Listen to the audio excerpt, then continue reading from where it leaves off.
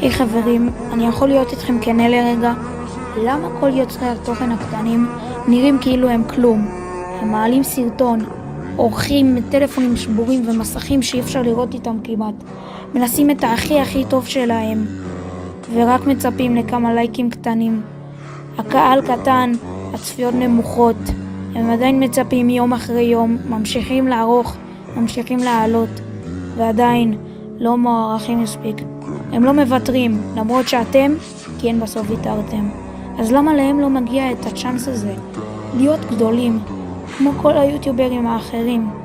אז אם אתם רואים מישהו שהוא יוצר תוכן קטן, בבקשה, תפרגנו לו בלייק, תגיבו לו תגובה, תמשיך ככה.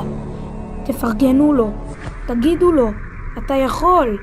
כי מי שאמרתם לו את זה אתמול, יכול להיות המיסטר ביסט של מחר.